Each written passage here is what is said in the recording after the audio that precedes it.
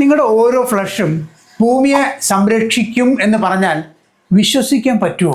നമ്മുടെയൊക്കെ വീട്ടിലുള്ള septic tank ഇല്ലേ, അതുണ്ടാക്കുന്ന ഡാമേജിനെ കുറിച്ച് നമുക്കൊക്കെ വല്ല ധാരണയുണ്ട്.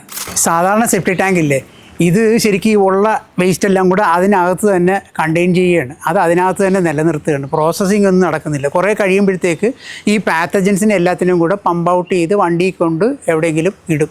അപ്പോൾ ഒരു സ്ഥലത്ത് എല്ലാം കൂടെ ശേഖരിച്ചിട്ട് അടുത്ത സ്ഥലത്ത് എവിടെയെങ്കിലും കൊണ്ടിടും. ഇതാണ് സാധാരണ സെപ്റ്റിക് ടാങ്ക് ചെയ്യുന്നത്.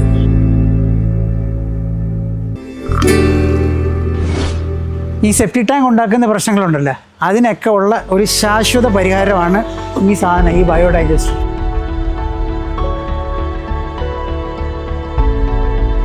ഈ ബയോഡൈജസ്റ്റിൻ്റെ അഡ്വാൻറ്റേജ് എന്ന് പറഞ്ഞാൽ ഇത് ഒരിക്കലും നിറയത്തില്ല. മാത്രം കംപ്ലീറ്റ് പ്രോസസ്സിങ് നടന്നിട്ട് ഇതിനകത്ത് ബാക്ടീരിയ ആണുള്ളത്.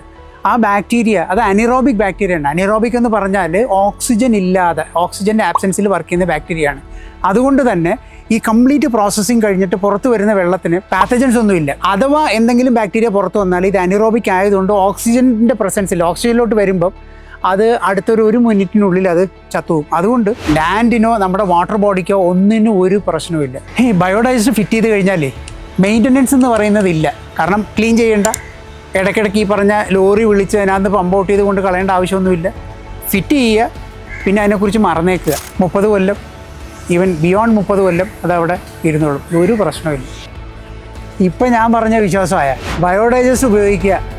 ഓരോ ഫ്ലഷും നിങ്ങൾ ചെയ്യുമ്പം ഭൂമിയെ സംരക്ഷിക്കാൻ പറ്റും.